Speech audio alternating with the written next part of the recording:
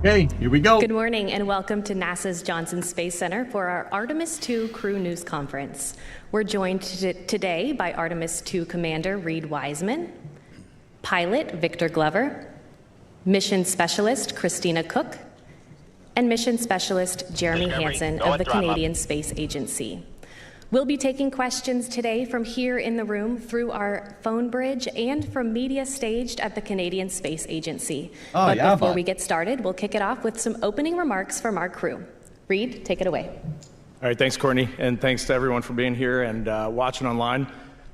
Victor, Christina, Jeremy, we're going to the moon. It has been an amazing journey the last 2.5 years, and we really see the light at the end of the tunnel.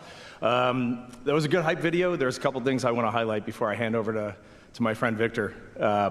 This is a test mission, and it was highlighted up there.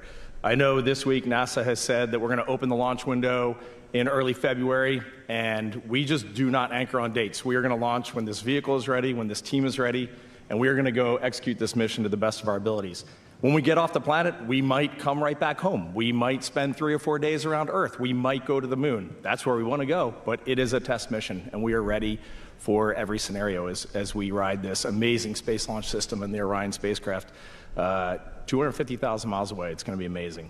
So what have we been doing the last 2.5 years? I feel like we've gotten to know a lot of you in the audience. You've gotten to know us. We really have crisscrossed the United States of America. We've been out west, we've been out east, we've been in the Midwest, we've been here in Houston, we've been in the Mideast. We went over to Germany to see where the European Service Module is manufactured. We went to Iceland and did geology training where the Apollo crews trained for their historic missions to the moon. We've been up to Canada to pay homage to our friends up north. We have been all over, and everywhere we go, there is unbelievable excitement. I wish we could take you all with us so you could see the excitement that is out there. It is palpable. While we have been doing that, 2 things have really come into focus. First, the first time we saw our boosters was out in Utah, and they were just segments getting loaded onto a rail car to get shipped down to Kennedy Space Center. Jeremy and I were at Michoud when our core stage rolled out, got put onto a barge, and floated over to Kennedy Space Center. And I guess 2 weeks ago, we were at Kennedy, and there was the Orion spacecraft getting enshrouded in the launch abort system in the facility called the LASIF. Over in the vehicle assembly building, there's our core stage. The boosters are all assembled. They're strapped on the side of the Boeing core stage, and the United Launch Alliance interim cryogenic propulsion stage has made it to the top. And you can go up to the 274-foot level where the crew access arm is in the White Room. We were just there, and you can look down on this behemoth beneath you and just think, I think that it's already 3.5 million pounds. It's unfueled sitting on that pad right now, and it's not even fully assembled, but it is so close. So you can see all this hardware, all these elements are there, and it's just waiting for its crew and its launch team to get us off of Kennedy. The second thing that you see, though, when you go around is what really matters the most to us. It is the people that are putting this thing together. When you walk in the vehicle assembly building and you see these young men and women, these are the people you want building your rocket. They're covered in tattoos, they're wearing hard hats, they've got huge harnesses on, they're getting roped in, going up to unimaginable heights, putting their lives at risk, putting themselves in danger, and they're doing it with a calm confidence every single day. And those are the people that you leave in awe of. They have the courage to stop an evolution if it is unsafe. They even stopped us when we were in Utah and we were carrying on like 4 children looking at these boosters, and they came over and said, please quiet down, we have a critical lift in progress over here. They have the courage to do the right thing. And it has been amazing.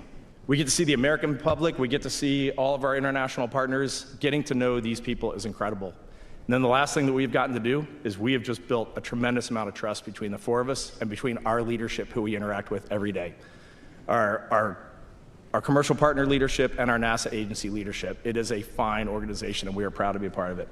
We were in a sim yesterday, Victor and I, and we had a failure. Quick anecdote. We had a failure, and I read the whole failure, but I read one number wrong. I said IMU3 failed, and our instructor behind us was like, it's IMU2, it's IMU2. And Victor turns around and goes, I knew what he meant. It was IMU2. And I was like, it's so great. You know, we don't even have to talk. We know exactly what we're all thinking. So this crew cohesion, we're at the point now where we are ready to go fly. And with that, I will hand it over to my friend Victor. Oh, man. I don't want to say anything else. I'm ready to go into questions. That was great. Well said, well said. So, you've had the mission overview briefings, and thank you for being here for this multi-day slog and allowing us to share what we're privileged to do with the public. So, the mission is 10 days, 9-point-something days, and we're going to go fly by the moon on the 6th day. I just want to share with you a little bit about the first day. And so here's a picture of the timeline, and I know that that's too small for it to be really useful to you, but I'm just going to keep holding this up here because you can at least tell that there's a bunch of different colored lines on this chart, and I'm going to talk about a few of them. And the first one is that we actually start the day that we launch 7 hours before launch, waking up in crew quarters to get medical checks and a weather brief and to work with our team to start making sure that we're ready to go out to the launch. And when the Exploration Ground Systems team and the team in Launch Control says that things are looking good and send their crew, we'll drive out to the pad. And so 3 to 4 hours prior, we'll start to ingress the vehicle. And then he talked about the stack weighing about 3.5 million pounds. When it's all fueled up, it'll be about 5.5 million pounds, but 8.8 million pounds of thrust at sea level. Mass flow is going to rocket us towards space. And about 9 minutes after that, we'll be in space. And then the day gets even busier. Now, we've been up for almost a full workday at this point. And so once we get to space, the ascent portion really ends after about a half an orbit when we're going to go from a 1,200 mile by 0 mile orbit to doing what we call a perigee raise maneuver that gets us into a stable and sustainable orbit. And then we're going to get a couple of us out of our seats and start to check out really critical systems, the water system and the toilet. Very important. Got to have a toilet to go to the moon. And so we're going to be working as a team and working with Mission Control to make sure that the vehicle is ready. And then we're going to go around the Earth in about the same amount of time that the International Space Station goes around the Earth, in 90 minutes. And once we get to that closest point to the Earth, or perigee, we're going to do something called an apogee raise burn. And that apogee raise burn is going to get us going into an orbit that humans have never been in, almost 40,000 miles away from the Earth on one end. And then we'll do a perigee raise burn to get us back above 100 miles or so on the close side. But right after that apogee raise burn on the interim cryogenic propulsion stage, we're going to disconnect from that upper stage and then turn around and fly an approach to it. And we're going to fly it by hand. And we're going to make sure that the flying qualities of the Orion spacecraft are suitable for the more complex missions where we're going to dock to a lander or to the Gateway, the orbiting space station around the moon.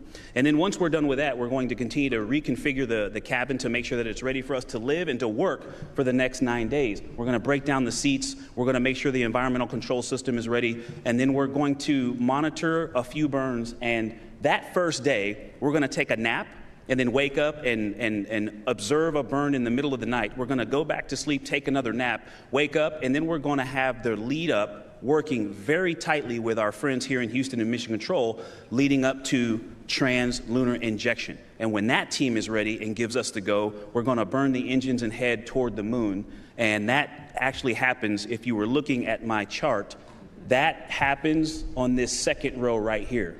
And that's the point where we're going to wrap that day up and actually have a normal sleep period. And so I just wanted to share with you a little bit of how busy and how many really critical things are going to happen on that first day.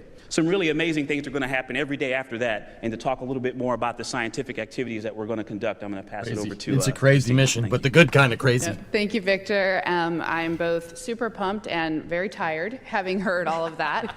But it's great to be with you this morning. And the thing I love about the moon is that it's not just a beacon for exploration and this platform of possibilities for incredible missions like this, but it has benefits. That's actually why we're racing towards it.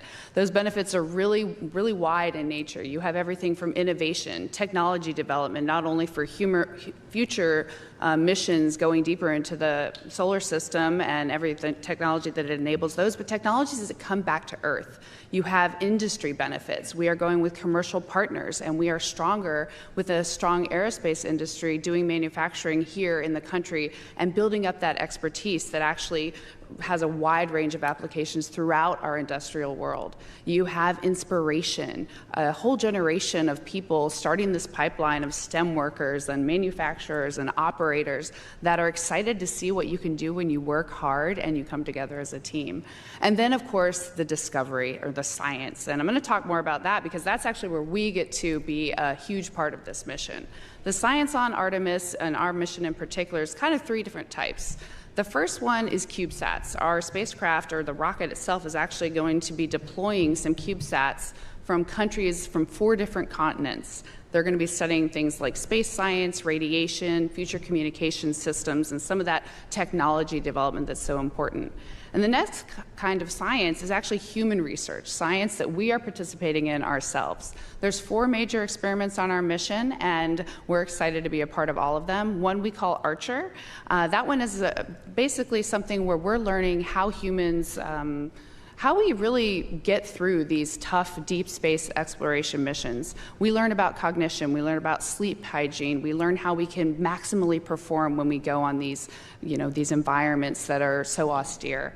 Another one is called Avatar, and we are actually going to be flying with cells put into tissue chips from our own bodies to see the effects of space, the space environment on those cells. Tissue chips is an incredible technology. I had the privilege of working with them on my first ISS mission, and it was really a privilege because it represents a way to see the physicality and not just the cellular reactions of our bodies to these environments. We're doing a bioimmunity markers type of study. A fascinating thing about the space environment is that it actually changes the immune systems of our bodies, and that's really important to us and our friends. Many of us had experienced those things when we went to the ISS, and we're going to really have to have a handle on that for long-duration missions. And then finally, a mission or an experiment called Standard Measures, and this one I love because it basically encompasses everything you can possibly think about to measure about the human body and puts it in a repository. So things we haven't even thought of yet, questions we haven't even thought that we need to answer yet, and maybe methods for answering those questions that haven't even been invented yet can still be applied to all of the people that have flown in space in the future by having this repository of information. So those are some of the human research experiments we're going to be a part of. But then, of course, there's the big hitter, the lunar geology, which is actually just another way of saying solar system formation science. Learning, gaining knowledge about how these planetary systems evolve around a sun, around an energy source. We can take that information and we can apply it to other solar systems all around the universe. We have had such a fun time training for this part of the mission. Our closest approach to the moon is actually going to be scheduled. We get to take 3 full hours and devote it to nothing other than observing the lunar surface. And depending on the time that we launch, depending on the illumination of the far side of the moon, we hope it's not the dark side. We hope it's the lit far side, because that could mean that we could see parts of the moon that never have had human eyes lay upon them before. And believe it or not, human eyes are one of the best scientific instruments that we have. Our geologists are beyond excited for our eyes to look at the moon, and we've been training how to turn those observations into tangible science for them. There are incredible basins on the moon. Some of them are in this picture behind me. One, for example, Oriental Basin. It is this gem of a basin that basically is like the archetype, the Grand Canyon, solar system wide, that can tell us about solar system formation. And really, to me, what does this all boil down to? And that is answering some of the biggest questions of our time. Questions like, are we alone? We can answer that by going to Mars in the future, and this mission can be the first step in bringing that answer back to Team Humanity. Starbase Live is still I'll on. turn it over Sorry. to Jeremy now. There's not a bird in here, I swear. All right, Mr. Hansen, what do you got? I just want to talk about mission success for us, just to start there. Everything you've heard described this morning, we look through the lens of mission success, which is Artemis 3 getting back to the surface of the moon. And so we do all of this training, all this preparation, we're buying down all this risk, always thinking about what are we handing off to the next crew? Is what we're developing going to help them achieve that objective? That's just a really neat way to look at this. The night before, when you're going to bed, a day like this, it puts things into perspective for you. And I took a moment to kind of step back and think about, wow, what an extraordinary privilege it is to train with my fellow crewmates here to go on this mission, to train alongside our backup astronauts, Andre Douglas and Jenny Gibbons from the Canadian Space Agency, who are right now working hard on getting ready for the mission while we're up here today. And of course, the broader team, the entire team that enables us to go do this. It truly is an absolute privilege. And for us, Artemis 2 is about much more than just going back to the moon. It is about the pursuit of excellence.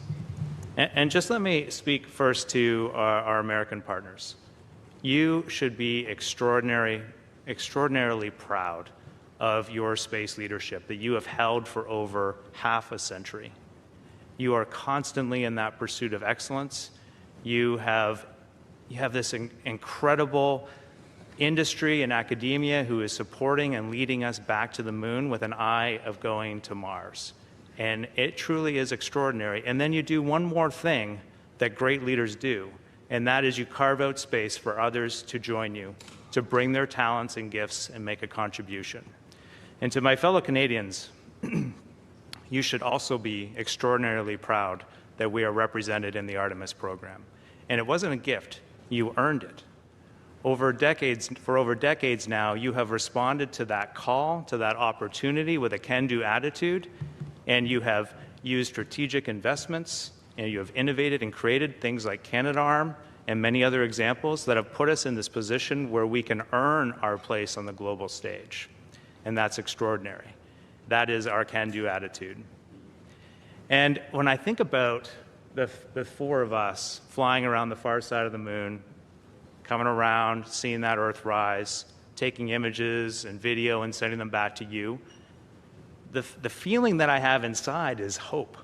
I just imagine when that is going to be like. And we know that Artemis 2 is not the solution for humanity on planet Earth, but it is a contribution in the positive column.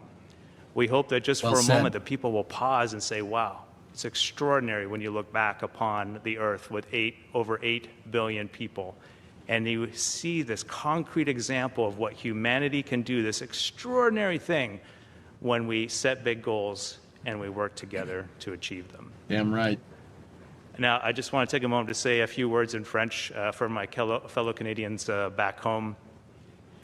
Le Canada fait partie d'Artemis à cause de la leadership spatiale américaine.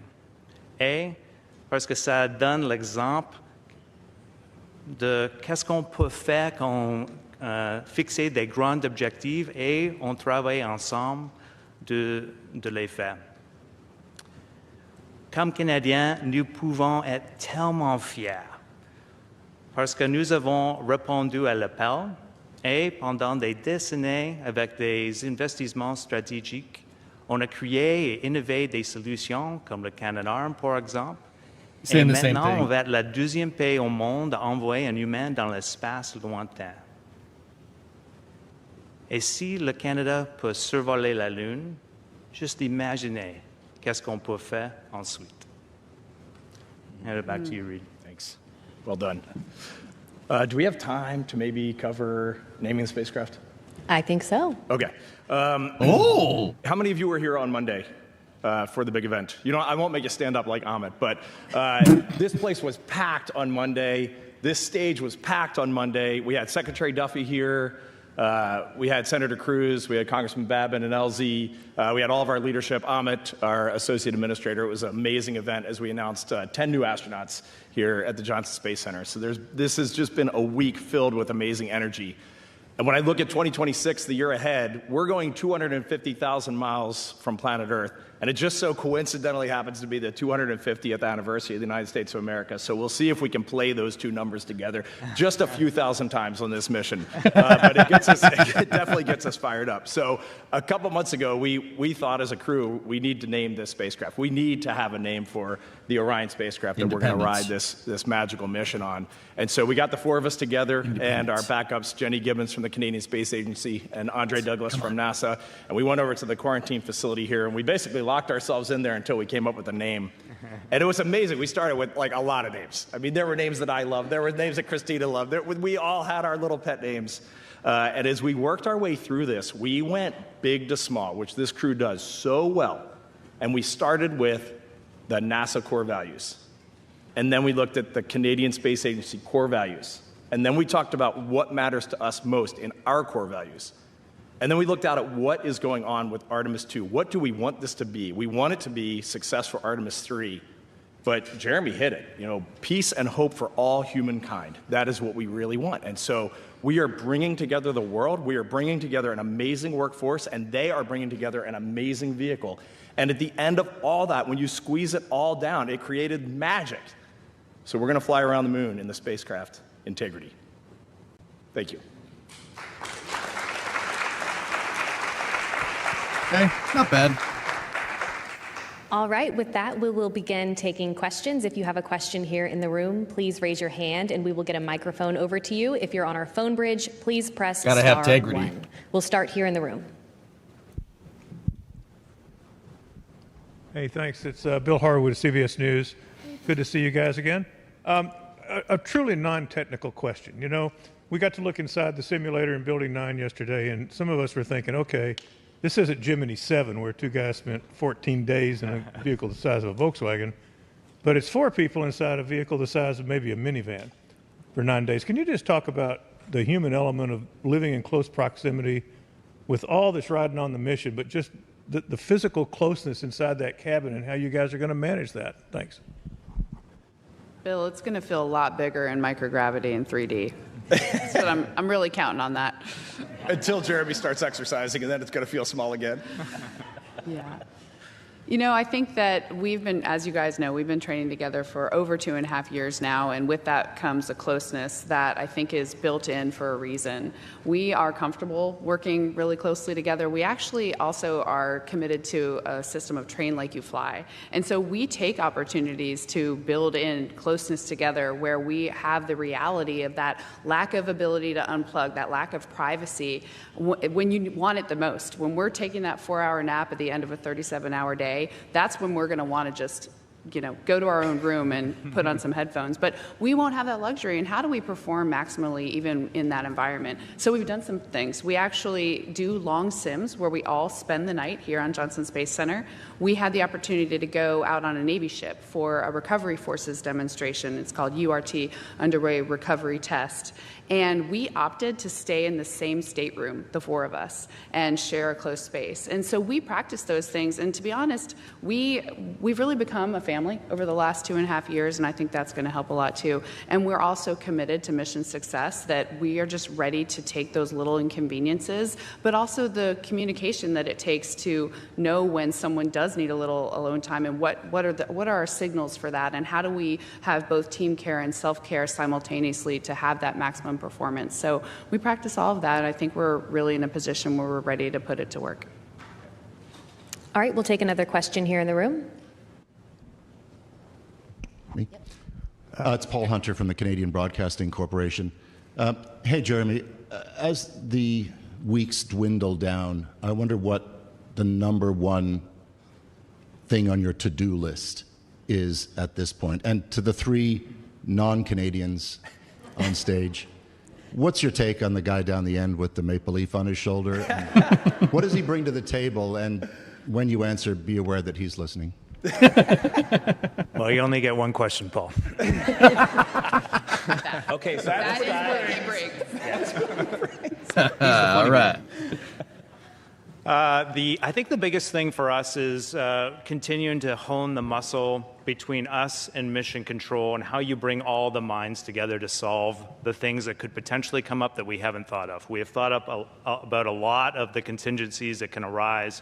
We have great plans, but the most important thing we're working on refining and honing is how do we handle the unknown? We have this great group of simulation trainers who come up with these sort of evil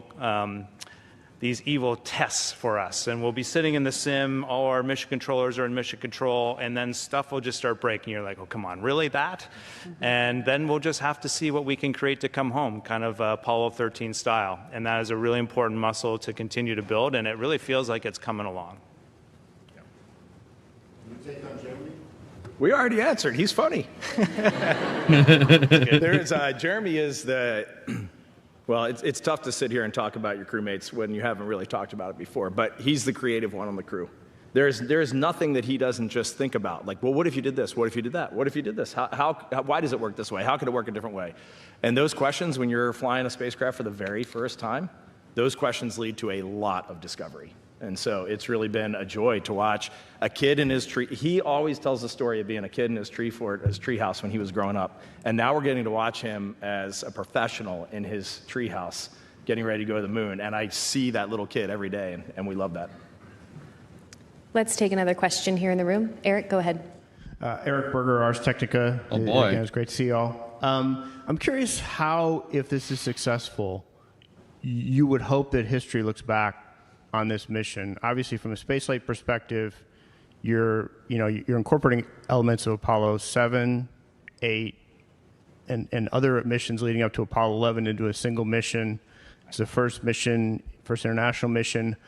But how would you like history to sort of view this mission at this moment in time and what you're trying to achieve? Thanks, Eric. That's a great question. Big question. And I think we all have different pieces of this integrated, hope and wish. And for me, I think I want to distill it down to a very specific part of the mission, too. I think for the 45 minutes that we're closest to the lunar surface are also going to be out of contact. We are going to have an LOS in NASA terms, a loss of signal. And while we cannot talk to the planet and our friends that are even in space on the International Space Station, I would love it if the entire world, those 8 billion people Jeremy mentioned, could come together and just, be hoping and praying for us to get that acquisition of signal and be back in touch with everybody. If we had the ability to be one thing for one moment, that would remind us when things get tough. I mean, it won't fix everything, like Jeremy said, but it would be a reminder, a data point that we all share that we can do challenging and very big and very important things when we work together. Right. We'll take our next question here in the room. Andrea, go ahead. Hi, Andrea Leinfelder of the Houston Chronicle. We've heard a lot about how important your observations, your eyes will be on studying the moon and studying about its geology. So I want to hear more about that training. What's it been like to learn about the moon's geology and to be able to explain what you see to the people on the ground? Can you give me some examples of how you've trained and if it's been hard to learn about these different types of rocks? Thank you. I'll start and then I'll toss it over. We've been to the moon in Apollo, and so when we would go into this training and they're talking about us looking at the moon and all the things that we can bring, in the back of my mind, probably like in the back of yours, it's like we've been there, we've orbited the moon, we've seen these things before, so what is Artemis 2 going to bring that is new to this? And just based on our geometry as we fly around the moon, our science team put up a picture on a giant projector, and that was the far side of the moon that has been seen by human eyes. And there is a very likely chance that we will see 60% of the far side that has never been seen by human eyes. Oriental has never been seen by human eyes, just because Apollo was always landing in lit sides of the moon. Yep. So the near side was lit, the far side was usually dark or crescent. And so we will very likely, depending on the launch period that we launch in, see things that no human has ever seen. And that was when I got addicted to lunar geology and Artemis 2. Anybody want to talk to the more specific training? Sure, I can add just one more thing. Like Reed, I was skeptical at first as well. But I saw the excitement that they had with respect to if, like the human eye is just, like Christine was saying, it is a magical instrument. Our brain can pick out subtle differences. And they've identified these areas that they're training us on that they want. To them, they look different than most of the moon, but these areas also look the same. And they're wondering if the human eye will be able to pick up something that shows that this is different from that different. And that could actually point us to now we want to go get more data there. This is where we want to send a rover next, because that we might see a subtle hue or a subtle glint. With our brain as we go around, we're going to look at these sites over and over again from different sun angles, and that could give us some little hints. We might find nothing, but it's definitely worth looking. And now I'm totally bought in. We're going to be like, I hope we don't make something up, because we're going to be, sometimes you see what you want to see. So Priming bias is a real thing. Priming bias is a real thing. All right, we'll take one more question here in the room and then head to our phone bridge. Go ahead. Micah Maidenberg, Wall Street Journal. Good morning. Reed, you mentioned sort of seeing the light at the end of the tunnel here in your opening remarks. It suggests an eagerness to go, to launch. Could you elaborate on that? I mean, has it been frustrating the last couple of years at times to have these delays and sort of work through some of the issues, especially the heat shield? Thanks. I will give you a very honest answer. There is no frustration in what we would perceive from the outside looking in as delays. We have really been watching this vehicle come together. We've been watching the team come together. And I think the reason give me a little grace here, but the reason I feel eagerness right now is because it is the right time. Like we were just looking at our spacecraft inside the launch abort system. They had one of the final ogives not installed yet, and you could see this integrity inside the launch abort system from about 30 or 40 feet away, and it was so high up, but you could see our spacecraft in there. And I was like, man, there's one ogive left to put on this thing. And then we got to cure some bonding, and then we roll to the VAB. Like, this all feels right. So there is that excitement. As a human being that is getting on this vehicle, right now I feel very much like my first flight when I got on a Soyuz, which was, I will not believe this until we are off the pad. Because as a human, you just cannot let yourself advance to that next step until it really gets there. Life is a fragile but interesting ride. And so every day at a time, when this vehicle is ready, we will get on it and we will go. Okay, we'll head over to our phone bridge. We'll start with Marcia Dunn with the Associated Press. From Kennedy Space Center. For Reed and the rest of the crew, test flight means extra risk, even more when you're flying to the moon. How much more dangerous do you personally feel going into this mission compared with your previous space flights or other high-risk endeavors?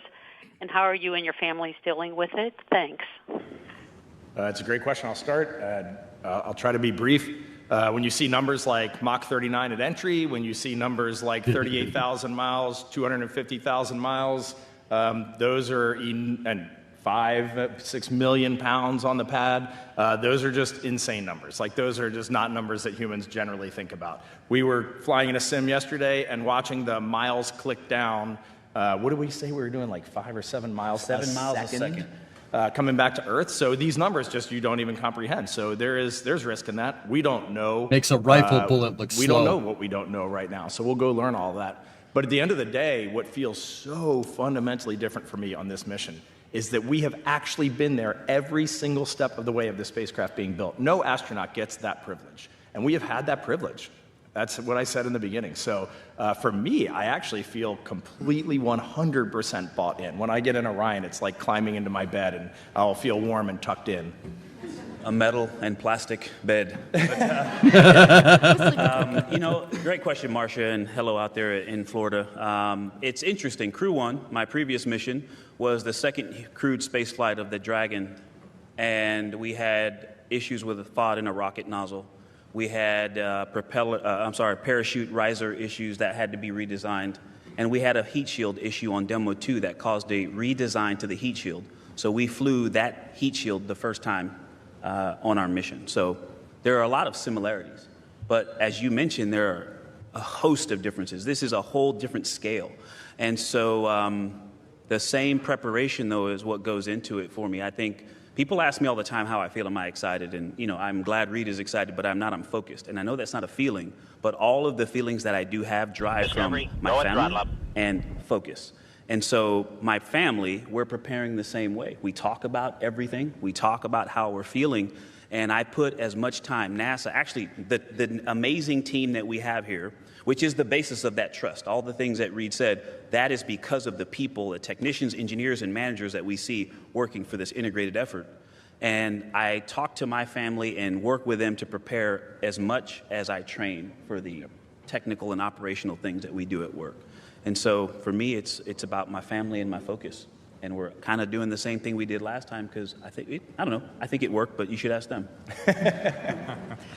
I'll just add, because I am in complete agreement with my crewmates, another reason that this mission is different isn't just that it's a test mission, it's actually just the mission design itself. Because our TLI burn, the burn that gets us going to the moon, is also our deorbit burn. And what that means is, as soon as we take that burn, we have bought off on basically the rest of the mission, save a couple options to do a U-turn burn that are in there as well. But that's a very different concept. When we flew on ISS and used Capcom for ISS, we always know there's an out 90 minutes away or a couple minutes away all the way down to landing. But this is very different, and wrapping our heads around that is very interesting. Before we go into some of our entry sims, the sims, for re-entry, we talk about how, hey, there's no canceling the countdown on this. We are re-entering. But the truth is, we are re-entering, before and at the moment we do TLI.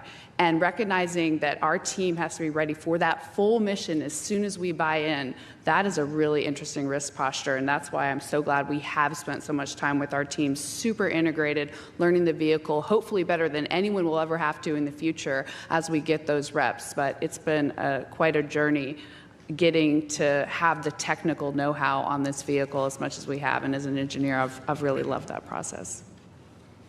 Okay, we'll take one more from our phone bridge and then head over to the Canadian Space Agency. So the next question is from Thomas Moore with Sky News. So TLI is translunar injection, Alan. It is the phase of the mission where they fire the rocket engines to go to the moon. It's a critical step in this mission. Hi, can you hear me now? We hear you now. Yeah, mate. My apologies. Secretary Duffy has said that the United States will beat China back to the surface of the moon. How do you feel about your role in Space Race 2.0? Do you sense that weight of expectation? Nah, just get the mission done. Sure. They're looking at me. I just threw my poor crewmate. No, I'm good. I'm good. I think I can speak on behalf of all of us. I mean, we've definitely listened to that, and we understand, why there's this perspective of a race and the benefit to just having that realistic viewpoint of what's going on in the world. There are very real things happening, and you got to have heads-up play, and you got to be thinking a few steps ahead. This all makes sense to us. I think for the four of us, we kind of know what we have to do. Like, no matter how you look at it, it's really all the same for us. We're just going to pursue excellence, like I talked about before. And That's piss how excellence. You win a space race, and that's just how you move our countries forward. More importantly, that's how you create an environment where you might encourage others to collaborate. This is a beautiful example of collaboration, and winning that race is very important to all of us. But for us, we're just going to go back when we're done talking to you. We're going to get back in the sim, and we're going to keep getting ready to go. Jeremy Hansen's All right, the and man. we'll head over to I like the him a media lot. at the Canadian Space Agency, and we'll take 2 questions from there. Hey, buddy. This is Guy McGuy calling from the Canadian Space Bonjour. Agency. Une question ici de Mathieu Robert Sauvé du Journal de Montréal that I will repeat in English after.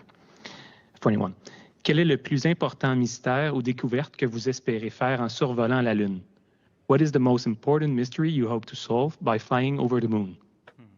Good question. Alors, selon moi, ce n'est pas un mystère, mais c'est un grand défi pour l'humanité. Pour moi, mysteries c'est of the évident. ground on the far side. En réalité, c'est nécessaire que l'humanité It's necessary for humanity. cherche et essaie de collaborer ou d'apprendre comment collaborer tout ensemble. Et comme on a dit avant, quand on voit la Terre de la perspective de la Lune, on espère que l'humanité va arrêter pour juste un moment et réaliser qu'on peut faire mieux ici sur la Terre en collaborer ensemble. A little bit, said Mitch. What mystery would we solve? For me, it's not that it's a mystery, it's that it's a challenge. And I think for humanity, it's just critically important right now that we know what we're trying to achieve. And collaboration needs to be the ultimate goal if 8 billion of us are going to have a bright future on this planet. And so as we come around the far side, just having humanity stop for a moment and say, wow, look at what we can do when we work together. Let's just set goals to do a better job of that on this planet today. Okay, and we'll take one more from the Canadian He's Space very Agency. well spoken, man. I like Jeremy a lot. All right, our next question is from Elizabeth Alwell from space.com for Reed or Jeremy. You've spoken many times about how Artemis 2 is a developmental mission. As such, how do you assess when you have enough knowledge or skill to perform a task on the mission? And can you give an example? We talk about that a fair amount, and usually in a crew, there's like a magical moment where you all of a sudden you just look around and you're like, we're ready to go. And I have really started to feel that recently. I might let like chime in here for a second, but it's that you get to that point where you do not have to communicate any longer. You're just listening to everything happening, and all 4 of us are watching each other and the mission. And we do not need to speak, we just know. I can just see the corner of an eye and know exactly what is happening on that person. So for me, it was this moment Remo and a I couple do months that. ago. We were in the MPPF, the multi-payload processing facility, where the Orion spacecraft was where Integrity was getting fueled. The European Service Module was getting fueled up, and the spacecraft itself as well. And there was a moment in that test. Victor and I were sitting right next to each other, much like this, but reversed. And as Victor reached up to point at something in the display, I was triggering the microphone to talk to the launch control team about that exact piece of telemetry. And it was in that specific moment where I said, we're ready to go. That was a good one. Yeah, Okay, man. we'll bring it back into the room. Hey, Dorothea Nöller from German Public TV. Ah, Thanks for jawohl. being here. So I have a question for Wunderbar. Reed. What's your role as a commander, or better, how do you understand it? So is it like I'm the boss, I tell you what to do, or is it more kind of democratic? That question is better answered by my crew. We have a very flat architecture here in the astronaut office, especially at NASA. I could be your boss one day, you could be my boss the next day. So you always have to be kind to people, because you never know when that can come back. But look at the four of us, listen to the four of us, go back and read our bios and see the experience that we bring to the table. At the end of the day, if a decision absolutely has to be made, I will make that decision. Aside from that, we are a team. We are highly collaborative. I trust these people. Hopefully they trust me. And we are going to go out and get the job done. Okay, we'll take another question here in the room. Tom, go ahead. Hi, everybody. Tom Costello with NBC News. Nice to see you all yet again. You are sitting there on the same stage that the Apollo astronauts stood and sat as they prepared for their mission to the moon. And I'm wondering now, as you fast forward from that experience from Apollo 11 and the other Apollo missions, what is in your minds as you share that legacy, that mission, and really what similar goals do you have from what the Apollo missions did and what you're looking to do? Can I just at least start? I'll answer too, but I guess I have a request. I would love it if we could all say something to this one. And I'll keep mine short. There's a lot of talk about races, but when you bring up Apollo, the thing that a legacy, it just resonates through everything that we're doing. And the race that I think the most about is the relay race that we're in. There's a saying, if you want to go fast, go alone. If you want to go far, go together. And we are going together, and our mission success is built on handing off a starting point to Artemis 3 that sets our country and our partners up to go back to the surface of the moon. And so I just think about legacy and the honor and privilege it is to be a part of this journey. Damn right.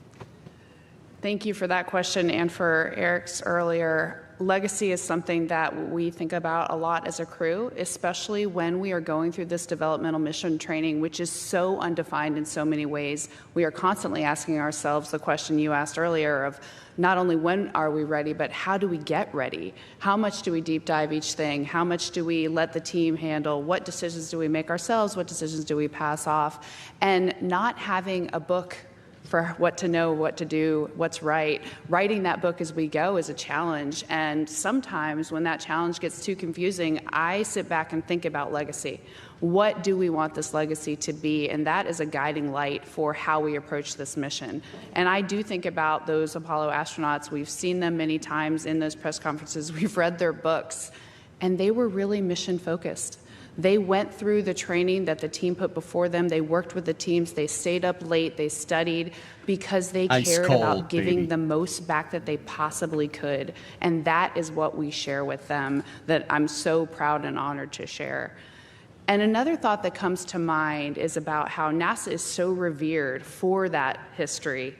And I also want it to be revered for its future, for the future that we are bringing to humanity in doing this mission. I will answer only because Victor asked me to, because I think you two covered that beautifully. But I'll add one more thing that kind of came to mind when I heard that question. Apollo 8, when they flew around the moon just before Christmas in 1968, there was a lot going on in the world, and people realized it was a really tough time. People were struggling in many different ways. And I think we can all resonate with that. Talk about today. magnetic fields later. And I remember reading about a postcard that Bill Anders got when he got back, and it just simply said, all that was written on it was, "You saved 1968." Well, now I have to follow your lead. That was an excellent answer as well. I want to bridge. This is going to be an odd answer. It might land wrong, but I'm going to try anyway. This is the first time we're going to send humans to the moon, and we're going to have humans in low Earth orbit. That is awesome. Like, we should, as humanity, we should take a brief moment to go, that's awesome. One of the things that we most ask for and look forward to is we are going to do a crew conference between Integrity and the International Space Station, the crew that's up there. And I will tell you, our friends that are on Crew 11 and our friends that are getting ready to launch on Crew 12 are arm wrestling between the station and home to see who gets to be in space when they talk. Like, they're as fired up as we are, and I did not expect that. But we are kind of talking about legacy here. And, you know, when we started this 2.5 years ago, we did a lot of this, like, big, huge strategic thinking, huge inspiration. The last 6 months, it's totally changed. We are thinking about, how does this computer talk to this computer? How do these abort systems work when we're over the Atlantic Ocean, over Africa, over the Indian Ocean? We are thinking a completely different set of thoughts, and that is awesome. And when I look at the future, when we talk about what is our legacy, I don't want to look 5 years or 10 years in the future. I want to look 100 or 200 years in the future. And honestly, this is where I thought this might land wrong. I hope we're forgotten. 100%. If we are forgotten, then Artemis has been successful. We have humans on Mars. We have humans out on the moons of Saturn. We are expanding in the solar system. We have robotic precursor missions going out. We already have spacecraft outside of our solar system. Maybe we've invented something that we never even dreamed of, and maybe we inspired some kid somewhere, and maybe that's our footnote. We inspired Susie or Johnny to do what they did. That would be magical. Very big. Okay, we'll take a question here in the back. Nice. Go ahead. Very nice. Arrows from WPCAN in Bridgeport, Connecticut. Reed, I have a question for you. And first of all, I want to thank you for all of those great Artemis 2 updates on Instagram. They're wonderful. They make us all feel part of the mission. I appreciate it. No, really, it's great. You said that an EVA or spacewalk was mentally and physically the most difficult thing you've ever done. And I've got to believe that landing in a Soyuz spacecraft has got to be pretty physically challenging as well. As you look at the challenges of going to the moon, how does this look, this new challenge look to you as comparison to what you've done before? How's this new challenge look compared? Well, first, I'm basically a space walking rookie. I've only done 2 of them, so maybe we should ask some other people on the stage who actually know what it feels like. Maybe it gets easier. Does it get easier as you go? I don't know. Does it get easier? I think so. All right, this gets easier. This is so different. Like, when you're going to the space station, you're going up there for 6 months of hardcore science. You are an operator. You are really you just give everything to Mission Control in Houston. They plan everything out for you, and you just get up as a good astronaut every day, and you get the job done. There are stressful moments, and there are fun moments. There's a lot of laughter, and when you laugh in space to the point where you cry, tears of joy, they just stick right in your eyeballs, and I always thought that was hilarious. One of my fondest memories of being in space. But when we look at this, there are just a lot of unknowns, and there's going to be a lot of stress, and there's going to be a lot of unexpected stress, and just how we wake up every day, stay calm, keep our demeanor, focus on excellence, focus on the mission, focus on each other, respect each other's space. Like, those are the things that I'm really thinking about. When you're coming home through the atmosphere in a Soyuz, it's an impressive ride. When you land, the first thing I thought when I landed was, I would go do that immediately. Like, if you could take me in a crane and put me up and do that again, I want that ride again. And so I hope that's what we feel when we splash down on Artemis 2. And that'll be a magical. Can we do it again? I keep saying magical. That'll be a great moment. Can we do it again? All right, we'll take the next question right here. Go ahead. Thank you very much. It's Ivan Semenek from the Globe and Mail. Thanks to all of you for your time today. I think it's really striking that exploration for this crew actually starts with the vehicle, because you're the first set of people to have this intimate of a relationship with this particular vehicle, including naming it. So I want to start with Jeremy as the tallest explorer in a very small volume. We heard a little bit about this before, but I'd love to know a little bit more about the details of what you have learned exploring this space, and how that might influence, the design of the space or how it's used. Just a little bit more of what that exploration has been like so far. Yeah, Canada did get more than its fair share of the volume on this mission by assigning me to this. And I've heard it acknowledged many times, so I'm getting a little bit conscious about my size. That's a thing, dudes. But part of this is exploring how to use that space efficiently, that volume. When we get things changed from probably how you saw it yesterday, I imagine. When we get to space, we start to deconstruct the seats and make a little bit more room in there for ourselves. Of course, we can take advantage of microgravity, and whether the sleeping bags will sort of be just hung up all over or strapped up all over the spacecraft, however we fit them in there. And we've tried it, and it works. I think that a lot of it's interesting when we sim this stuff. We have two places we sim it. One in Building 9, where you saw the mock-up, where the seats are kind of laying on their back. And it makes it a lot more challenging than when we practice this stuff in our other sim, which is the one that is integrated with Mission Control, where we can sort of walk around and walk up to the displays and use them there. It's much more comfortable for 1G training. But I do think it is going to be a bit of an adjustment for us when we get up there. We're going to constantly be in each other's way as we're trying to get through that busy timeline, especially on day one. Like, you're in these launch and entry suits. At some point, we got to coordinate getting out of them, getting everything set up and tested for the first day. And these three are going to have to mentor me a little bit as I get my space legs, because they've all had 6-ish months on space station, and I'll be learning how to float and fly and bumping into stuff, and I'll need a little help probably. Okay, we will head back over to our phone bridge and take the next one from Ryan with NASA Spaceflight Now. Hi, thanks very much for doing this. Every so often, looking at the night sky, the moon catches my eye, and I think we're going to have humans around there in a few months' time. I'm just wondering what it's like for you guys when you catch the moon out of the corner of your eye, knowing that you'll actually be visiting that destination. Thanks. We all are going to answer this almost certainly. Who wants to start? Well, I said too much. I suppose I can start. I actually think about this even bigger picture. We all, and maybe some of us in this room or listening, knew a time where you looked at the moon and you inherently didn't know we've been there. But my whole life, when I look at the moon, something in the back of my mind always knew we've been there. And on some human and fundamental level, I feel like that changed the perspective that I had just looking out into the world and looking out into the starry night and the moon. And I wonder if there will be a difference after we go back, with young folks especially thinking not only we've been there, but we're going there. That's our future. That's an active part of who we are as people.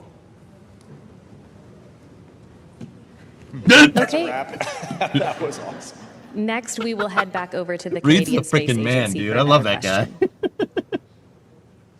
guy. Bonjour. Mon nom est Raymond Fournier. Je suis de l'agence Science Presse.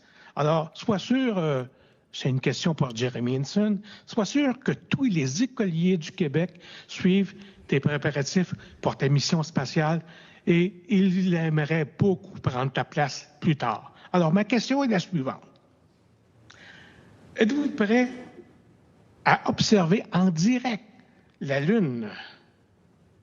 As-tu choisi ton hublot dans la capsule Orion pour observer la face cachée de la Lune? Huh? I missed that. So I'll repeat in English. So are you ready to look at the moon? Have you chosen the window you will look at the moon from?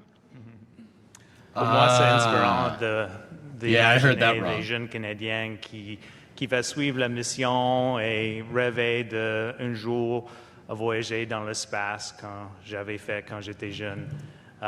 Pour nous autres, on a tous les travaux pendant le temps qu'on survolait la Lune. On va partager les fenêtres. Il y a 5 fenêtres dans le capsule Integrity, mais on va utiliser 1 et 2 fenêtres qui vont être fixées sur la Lune et on va partager, on va prendre des photos, des observations. Yeah. On va aussi capturer le moment avec des caméras de vidéo pour le partager avec vous autres, le sens qu'on a quand on survole la Lune. Alors, ça va être quelque chose d'extraordinaire, bien sûr. Yeah. For the for the crew as we fly around the moon, there are 5 windows in Orion. Well, actually, I guess there's 6. But there will be 2 that are pointed directly at the moon that the attitude control system will keep fixed so we can get the best photos. And we'll sort of rotate through there, taking different observations, different times, Sorry, man. sharing that Listen workload, to this. This is taking awesome. photos. And then some of us will be kind of taking a step back to try and capture those moments for you with video cameras, and so we can share what it's like while we're flying around the moon and observing this and capture some of those feelings and sentiments. Okay, we'll take another question here in the room. Go ahead. Yeah, good morning, and thanks for being here. It's an honor. Damn, dude. John Larson with HarperCollins Canada. My question is for our American colleagues. Could you speak to the importance of including an international partner Canadians. on this What mission? accent is not that? just Jeremy on this mission, but in a broader sense, just including international partners overall. And specifically, if I can just sort of sharpen the pencil on that question a bit, what do you think the cultural benefits are, background that they can bring to a mission? Thank you. Because we're bros, dude. Yeah, I'll start with something that I said earlier, that old saying that, if you want to go fast, go alone, but if you want to go far, go together. And I've spent a lot of time in these 2.5 years thinking about what's similar to Apollo and what's different. And, you look at the outer mold line of our spacecraft and the solar rays sticking out of there. It's very different than the service module on Apollo.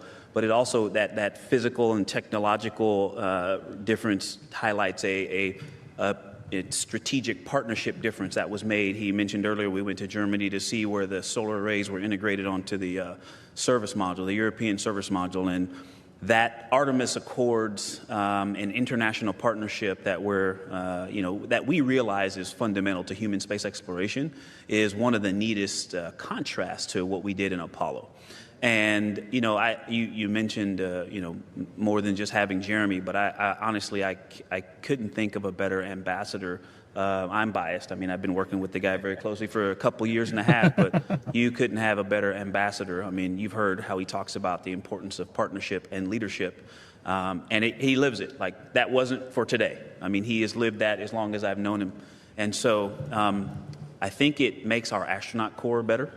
Having so many of our international partner astronauts here with us in Houston. It makes our program better. What he and Jenny have contributed to Artemis 2 has been fundamental. The program is better for their contributions to, I'll keep it short by not going into those details, but to Artemis 2 overall. And international partnership is fundamental to how we explore space, and I hope we continue to hold that up as a beacon of a way that we should work together. Okay, we'll take one final question here in the room. Hi, thank you so much. TG Mascaro with the Epoch Times. It's sounding like Epoch Times when y'all is there. slingshot around the moon, you guys are going to have a chance to beat Apollo 13's record and become the crew to go farthest away from the Earth. What do you guys think about that? And can you talk a little bit more about just how you guys wrap your head around the grandeur of these numbers in terms of the distance that you guys are going to have to traverse? When I get a question like this, I sometimes tell the story about how when I met Fred Hayes at a recent event here at JSC, he said hi, and then he said, "I heard you're going to beat our record." And it made me realize maybe he's paying attention to it more than we are.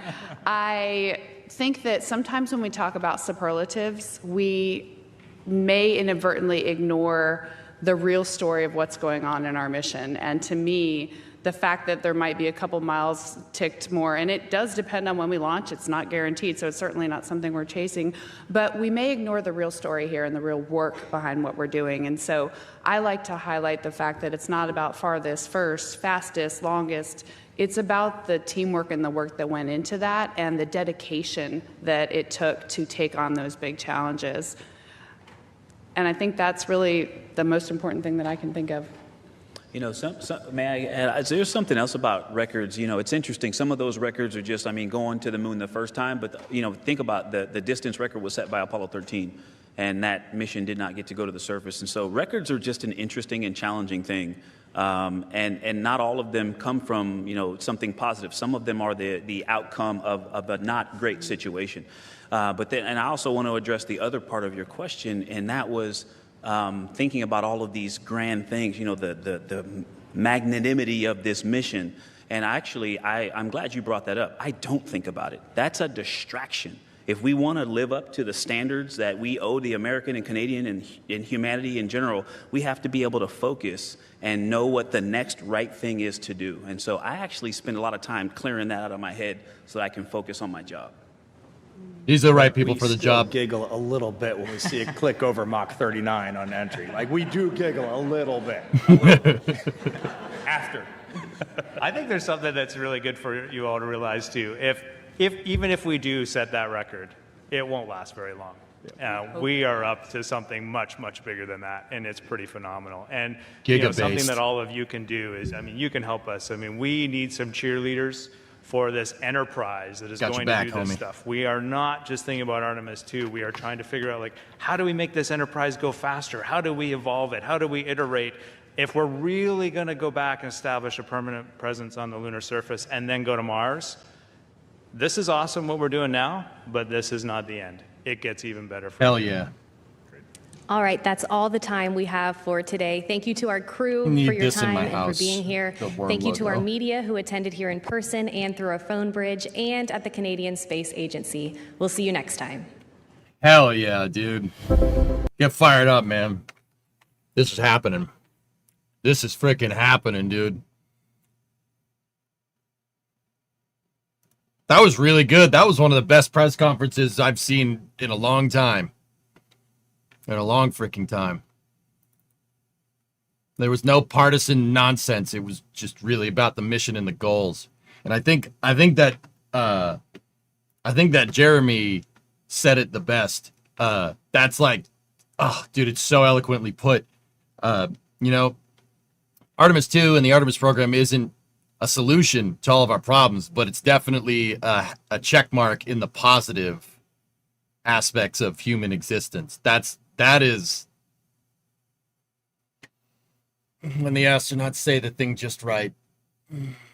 That's perfect. That's exactly it. That is nail on the freaking head, man. That's perfect. Perfect. In fact, I'm stealing that, man. I'm gonna steal that one. I'm not even kidding. That is an amazing way to say that. Hearing the positivity about Orion improves my worries about it. Alan, here's the thing. Okay. One, Orion's a Lockheed design, man. Lockheed ain't gonna screw it up. They're not in the business of doing that. That's not how they roll. Okay, they don't do that. Lockheed, man. SR-71, F-117, U-2. Who knows what the heck they have now? They rolled out that new freaking drone the other day. Lockheed they don't screw stuff up. All right. Second of all, I've always said, I've been critical of Orion. I'm still a little about the heat shield, but if the astronauts are good to go with it, what can you say? If they're good to go, that's their hide. You seem pretty confident about it. I mean, Victor even talked about heat shield redesign between his crew flight and the previous crew flight.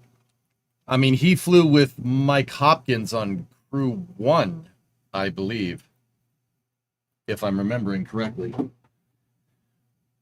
If they're cool with it, I'm cool with it. And hearing them talk about that really I was like, all right, dude, okay, cool. And in that regard, I think Orion, I've always said that if Orion works, dudes, that craft has capabilities that NASA doesn't freaking talk about. And I don't understand why they don't say anything. Okay, listen up. One of the capabilities of this damn capsule, people wonder why Orion carries such a heavy freaking price tag. It's like, why is it so damn expensive? Well, it's so expensive because you got to make more. If you make more of them, the price will go down, first and foremost. But secondly, okay, so think about this. You're playing Kerbal Space Program. You dock a spacecraft to a space station, right? And you can control the whole space station with the controls in KSP. It acts as one vehicle, right? You can control. You could build a spaceship together and then attach a capsule to it, right click, hit control here, and the capsule will, boom, there you go. You have one integrated spacecraft. Orion can do that in real life. Orion can do that. Its software stack is designed to interface with other vehicles and control them. So in reality, you could attach Orion to a much larger transfer vehicle and make Orion the cockpit for said transfer vehicle. It's cool. It's trick stuff. And Lockheed doesn't ever talk about it. They never say nothing about this. I wish they would. Now, okay, so here's the next question. How do I know? Well, Lockheed has rolled out with a Martian exploration architecture called Basecamp. And they've had technical papers about Basecamp, and they say that Orion can do this. Pre-existing capabilities allow Orion to be able to interface with spacecraft and control it. Like, dude, it has that capability in it. Oh, it has it. How else is it going to dock to Gateway and control Gateway? How else is it going to dock to HLS and Station Keep? It absolutely can do that. Oh, dude, that's amazing. That is an awesome capability. Really wish they'd say something about it. But Lockheed, Lockheed, Lockheed, no issues, L10, 11. Hey, the TriStar is amazing, okay? The TriStar is amazing, outdoorsman, all right? The TriStar is better than that piece of junk, the MD-11. That thing's a piece of junk, okay? Do you think these modern astronauts have sort of go fever? I ask because it seems like the astronauts from Gemini Apollo would not fly unless their entry point is spot on. No, don't worry about that. They had Gemini missions come down way off target, dude. Oh, yeah. I can't remember which one off the top of my head, but there were missions where they lost the capsule and they had to go find it. Believe me. Yeah, no, it's... There were Gemini and Apollo missions where they're like, yeah, we don't know where the capsule came down. We gotta go find that, because if we don't, the crew's gonna die. Yeah, fair, but you get what I mean. No, so yeah, I understand what you're saying. Reed actually talked about that. Like, it was like 1 or 2 questions before you came in. He said, look, actually, that was the first thing he said in his like opening statement, where, look, man, we're jonesing, we're ready to go, we're good to go. We launch when the thing is ready. When it's ready. He actually made it a thing to say, like, I know the launch date opens up in February, but if we're not feeling it, we're not feeling it. That's being a good pilot. I'm sure you guys have heard like anecdotal stories on the internet about like people whining because we got on a plane and we were going to fly, and then the pilot said he wasn't feeling it. Pilot said he didn't feel like it, and then I had to get off my plane. Well, yeah, if the pilot ain't feeling it, you ain't flying. Look, man, the pilot knows more about the airplane than you do. Like, if I'm on an airplane and the pilot gets on the PA and says, nope, nah, I'm not doing this, I'd be like, all right, dude, sweet, I'll get another flight. See you later. If the pilot don't want to fly the plane, that means something's wrong with the plane. They're not just doing it because they had a long day. You know what I mean?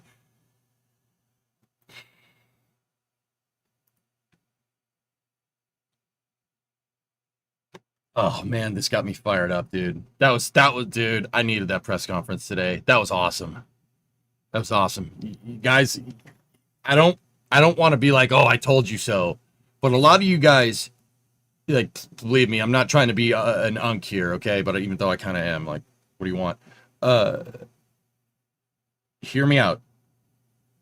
A lot of people here have become spaceflight fans, became spaceflight fans because of SpaceX, or because of ULA, or because of Blue, or whatever. A lot of you guys don't remember the shuttle missions, or were too young, or weren't spaceflight fans, and that's fine. That's okay. I'm not saying like, well, you don't remember this mission, and I'm not trying to glorify the shuttle either. But every shuttle mission was special. It was special. It felt different. Even the crew missions. The crew missions have come close. Like, Commercial Crew, DM2 was probably the closest. That was probably the closest. If you were here for DM2, do you remember that? Remember how cool that was? Every single shuttle mission was like that. Every single one of them. And I'm not saying like it has to be like that or anything like that. I think it should, but You feel how special this is? This is different, man. NASA hits different when they do stuff like this. It hits different. I'm sorry, it just does. It hits different. It feels different. This is some special stuff going on, and I'm just privileged to be able to communicate it to you guys. You'll see when Artemis 2 goes. You'll see what I'm talking about, and I hope a lot of people would realize that despite me being a just ridiculous Starship fanboy and SpaceX fanboy, you'll realize this is a little bit different. It's a little different, and we need this. You need this for multiple reasons. You need this on top of commercial. You need both. Because how much would it suck to not have this? You trust me, it's special. It's special. It's so cool. This is the reason I do this, man. Are you gonna go see it in person? I'm hoping so, yeah.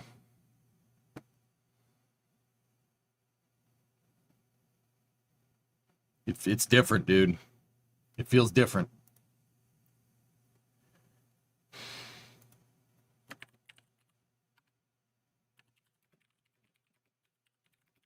Dr. Locks, ask mods for link permission so you don't get zapped every time you post a link. The shuttle and old NASA were special because they were the only ones at the time and everyone was focused. It was a different time. Today, people are distracted by the internet. Bazdon, I have a feeling this will make a splash. I have a feeling. I mean, you could say that during the Apollo program, you know, it was easy because, oh, nobody was buried in their phones. Nobody was doing their own thing. Dude, I would argue that the late 1960s, despite me not being there, I wasn't here. Wasn't even a twinkle in my dad's eye at that point, right? Like, I would argue that the 1960s were a tumultuous time and very politically turbulent, and there were a lot of people that were thinking about everything but the space program. If there's anybody watching this that was here during the Apollo program, am I right? Everybody was distracted. Everybody was doing something else. Everybody was, I don't know, serving in Southeast Asia, getting freaking blown up for no reason. Right? You know what I mean? It's messed up, man. 58,000. I don't forget that. You know, I don't forget that stuff, right? Like you got to understand the times. Everybody was off doing their own thing, and then out of the blue, the space program galvanized us just like that. And I think it's going to do it again. And I hope it does. We need checks in the positive for humanity box over here. We need we need more check marks over in this box. This box has too many. We need we need more over here. Jeremy said it right.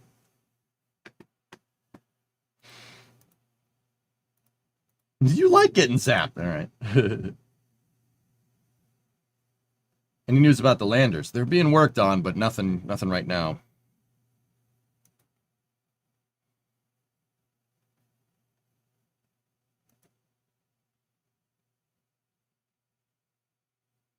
Yeah, there you go, Lord. It's a big thing.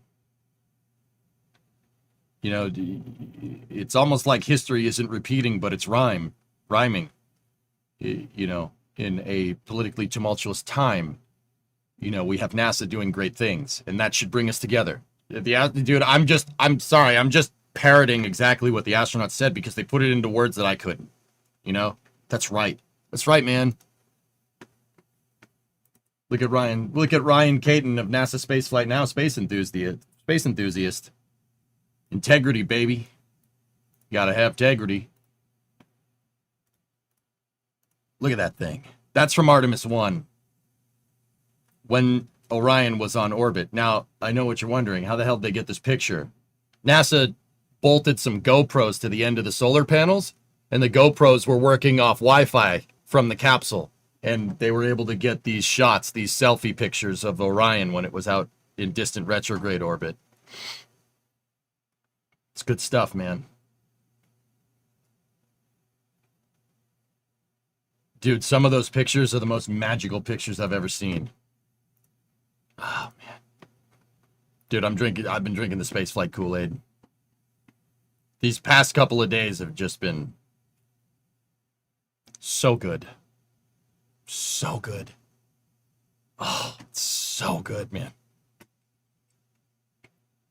$10 billion selfie stick. It's a good Kool-Aid. It's good Kool-Aid. It's actually, it might be Tang. Yeah, it's Tang. It's Tang. It's Tang, isn't it? We don't drink the spaceflight Kool-Aid. We drink the spaceflight Tang. Right? I mean, that makes sense. How did you sleep last night? Did you get your 8 hours? I went to bed superbly early last night, and I did get a lot of sleep because I was up at 0600, ready for that IMAP launch, man. And there was a good deploy on all 3 payloads for the IMAP mission.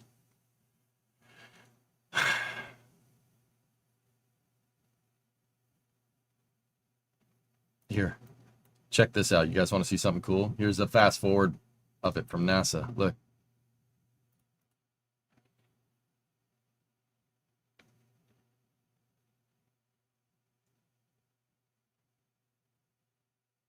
You getting sick yet? Oh, come on, TARS. Who knows why they spin the stage like a top? Anybody know? It's pretty coggers. Stability, man.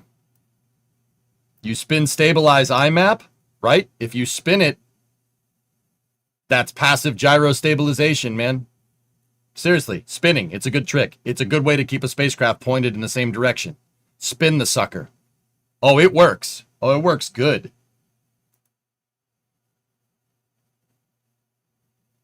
Like a rifle round. Exactly. You're going way faster than a rifle round. Guys, believe it or not, some of the entry velocities that they were talking about going Mach 39, that's here, this is not really how this works. I'll give you an approximate. Yeah, 30,000 miles an hour.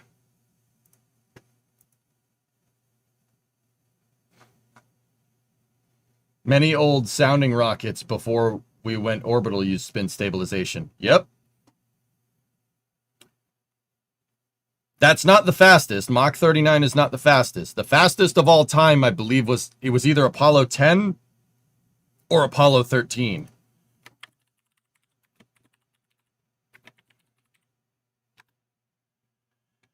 Now, I typed in fastest human spacecraft into Google, and it brings up Parker Solar. Parker Solar basically skirted 400,000 miles an hour because that's what you need to do to get to the sun.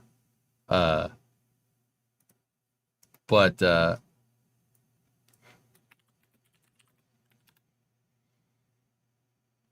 type fastest humans have flown, and it brings up the X-15. 4,500 miles an hour. Not even close to this. Fastest humans have flown in space. Try that. The Apollo 10 crew holds the record for fastest human speed, reaching 39,937 kilometers an hour, or 24,816 miles an hour.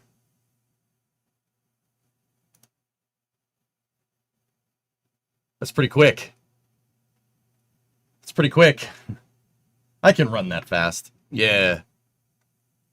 Yeah, nah. Yeah, I don't think you can. Man, Apollo 10 was a nutty freaking mission. Apollo 10 was basically Apollo 11, but they didn't have the LEM fueled up. They didn't have a full tank of gas. John Young famously said after Apollo 10 that he said, look, it's a good thing they didn't fuel the LEM, because if they had fueled the LEM, I would have landed it. I'm like,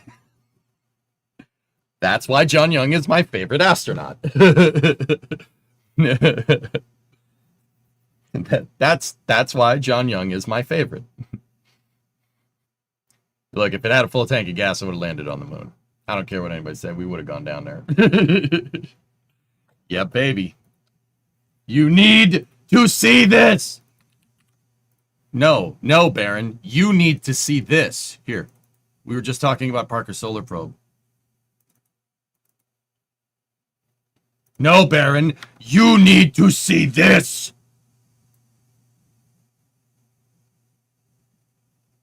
Are you jelly? Are you jelly? I want the timeline where that happened. My legs are jelly. How can they be jelly if you're the fastest man alive, Slushy? Are you lying to us on the internet? You think someone would do that? Just go on the internet and tell lies? Who's the weird guy in the pic? Well, that's Das. I'm right there. Got him.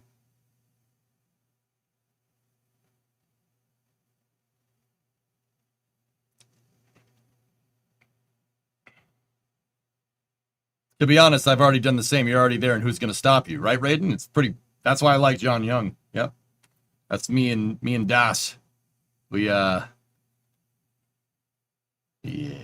We also found out that RS-68s yesterday are gigantic, heavy pieces of junk. Did you guys know that an RS-68 is 6,700 kilos?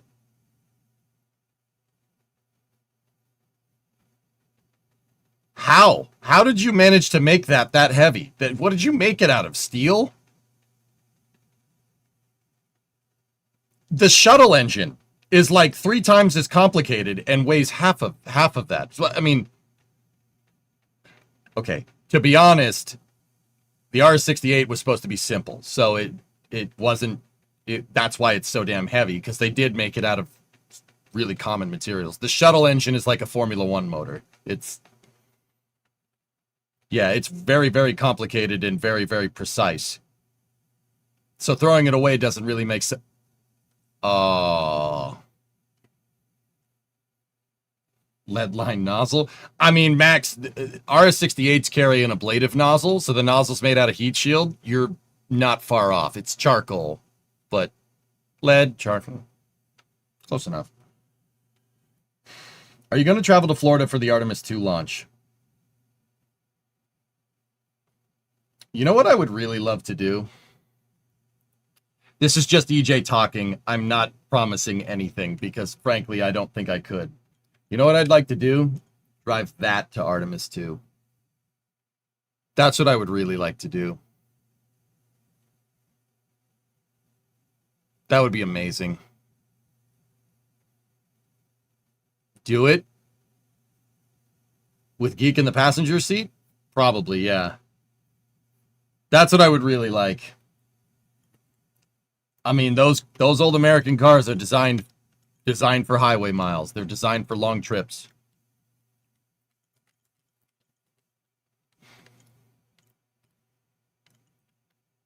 At least aim for it. If not, surely the F-100 will make it.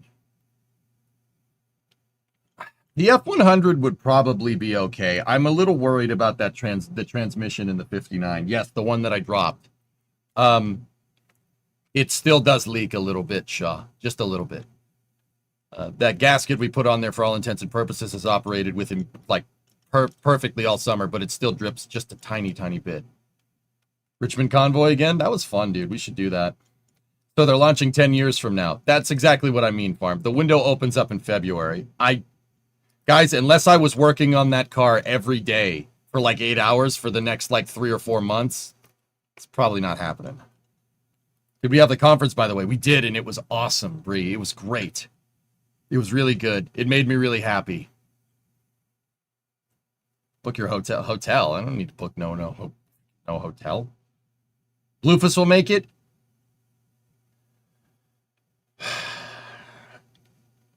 Bluefus is having cooling problems right now, guys. I think I'm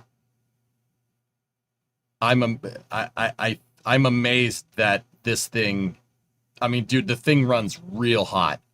The entire front of the truck gets absurdly hot when you start it. I started it and idled it for probably like 10 minutes over the weekend, and the quarter panels were hot to the touch. Like if you touched it, you're like, whoa. So I need to flush the entire system. Something's clogging something in there. It's not getting. Oh, this is space. I'm in space. It's not getting the heat.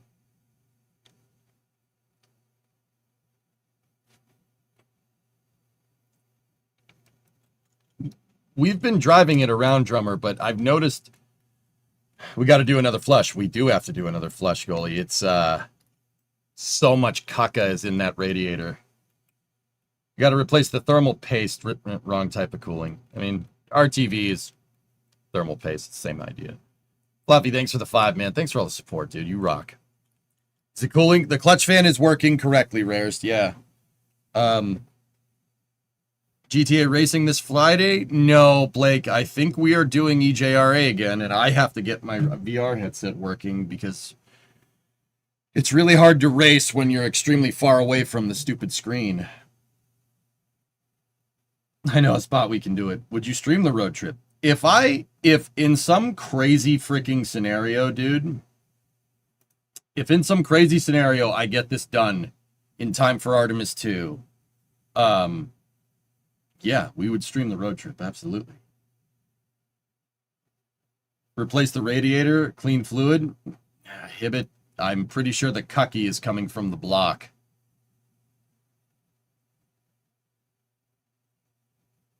Yeah. Is the pump and the thermostat working? I just replaced the thermostat. Water pump bearing feels fine, guys.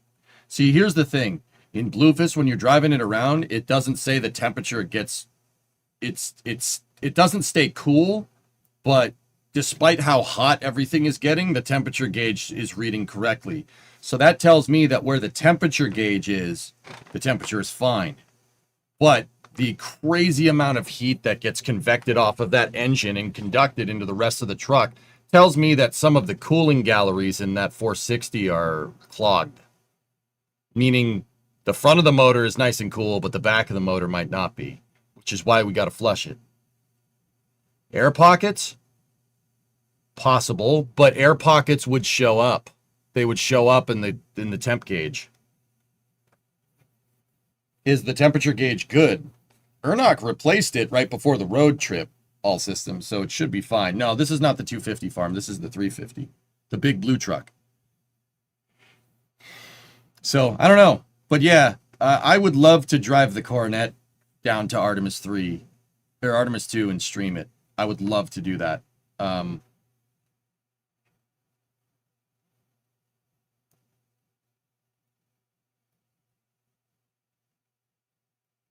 It's got a 460 in it, farm. Yeah, 460 and a 3-core radiator. It's a heavy-duty radiator. Did you check the link? Oh, no, sorry. I wanted to show the Parker Solar picture. I forgot I had that picture until we went looking for it yesterday. You have some explaining to do. What is this? Chris Kemp? Keynote speech, Berkeley Space Symposium. Okay. We have a new rocket engine. There was a company called Firefly. They went public.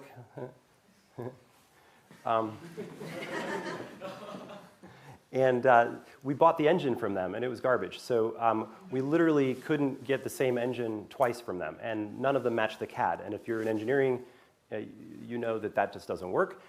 We have a new rocket engine. There was a company called Firefly. They went public.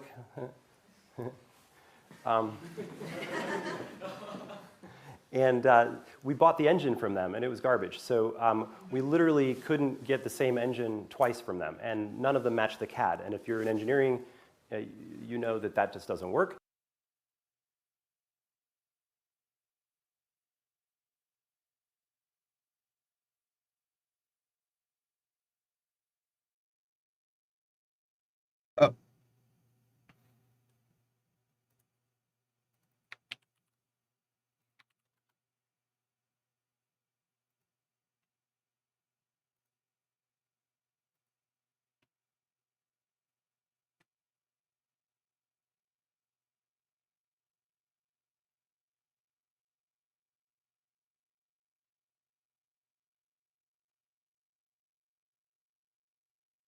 They were planning on using Firefly's engines, but now they're building their own.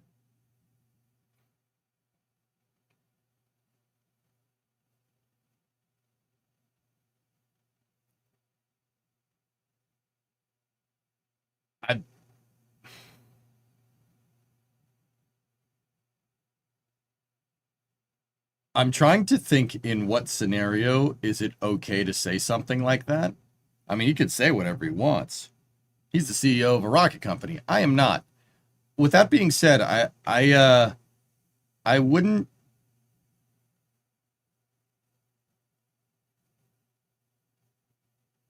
Okay, let me just say this, fellas. If you watch this stream and you work in the aerospace industry, here's the thing. Everyone knows everyone in the aerospace industry. It is crazy. It's like we're all connected into a freaking hive mind or something. That's why I'm very careful with what I say on here. Even if I have a critical opinion of something, I would still discuss it objectively and never be like, nah, they suck, right? Like, unless I'm kidding or something, right?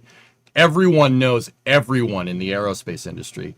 And I don't think it's wise to say another launch provider's engines are terrible.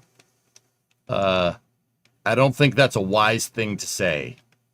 Now, it is contextual, right?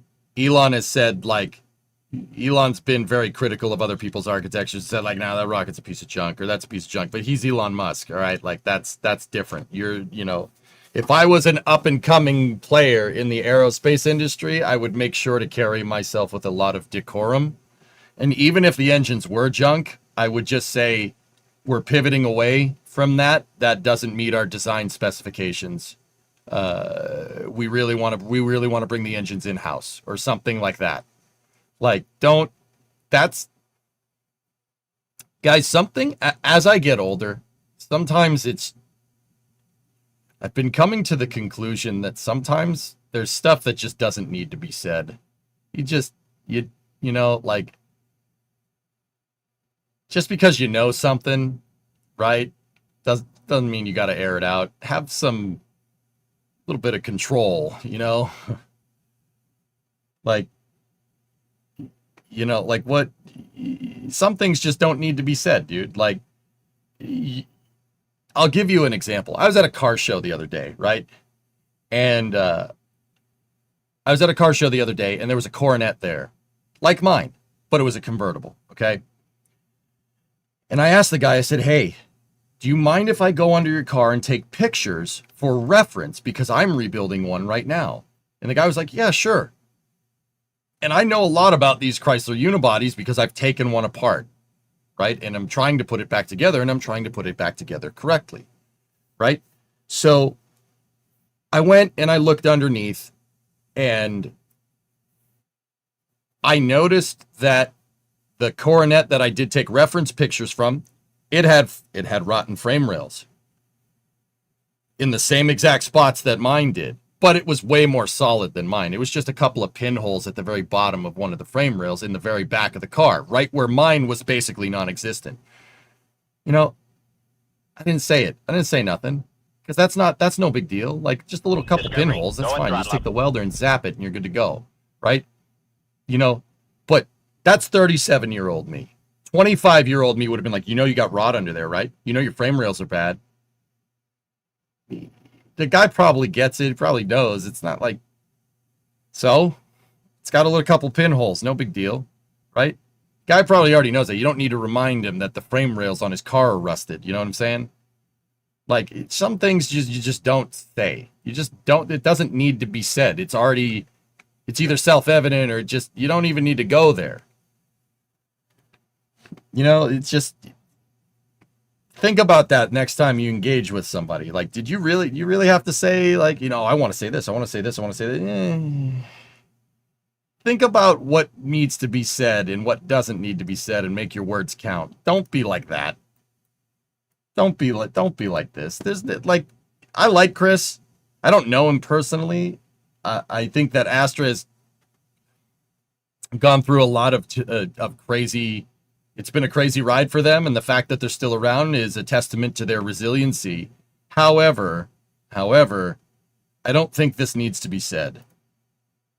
We have a new rocket engine. Listen. There was a company called Firefly. They went public.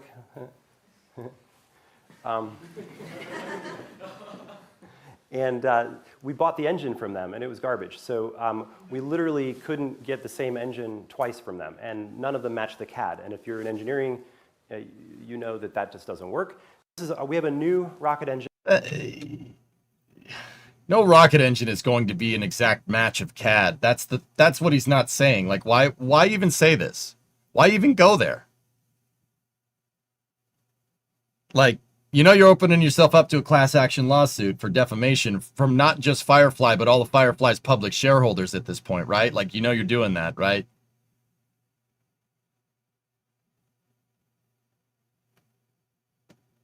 Full context. I mean, keep in mind, this could be cherry-picked. It could be a contextual conversation, right? Here, Baron, you have the full thing. What do we got? Let me back up. Was his program at the DoD. Kind of cool. But this is his engine. So this is we have a new rocket engine. There was a company called Firefly. They went public.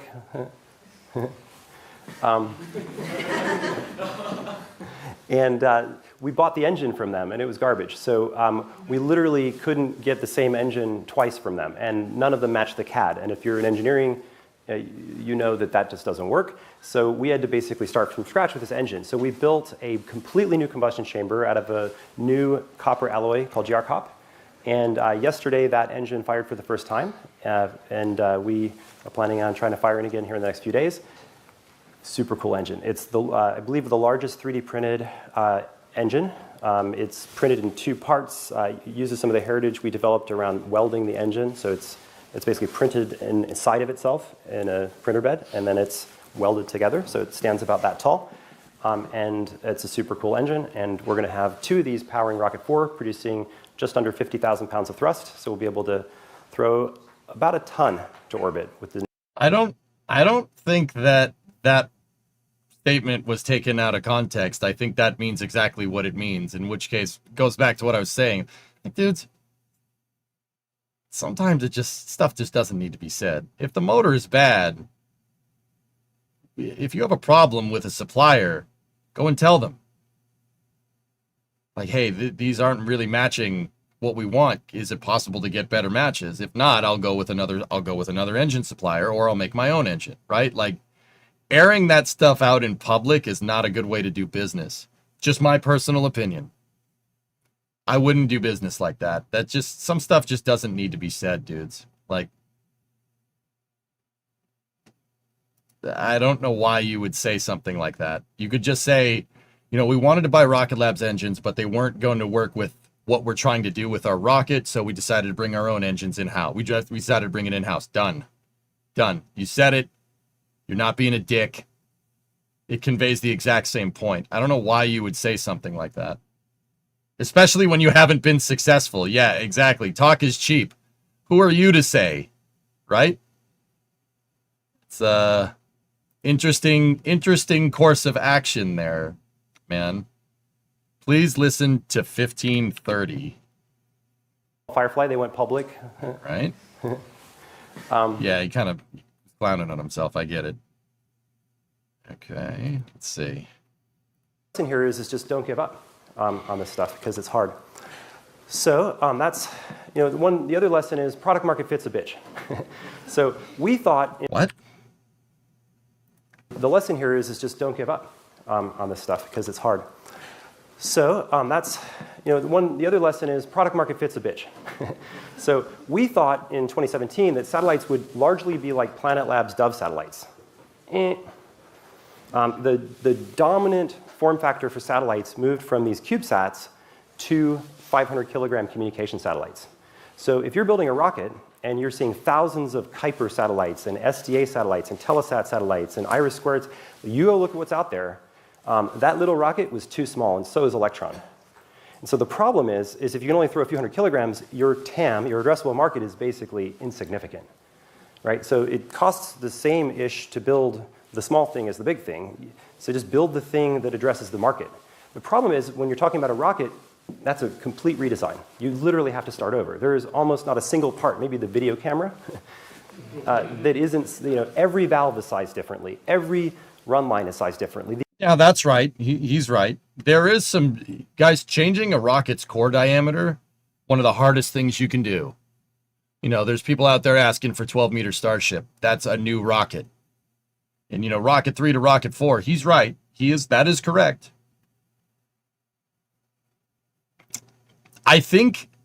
I don't think he was taking a stab at Rocket Lab there, guys.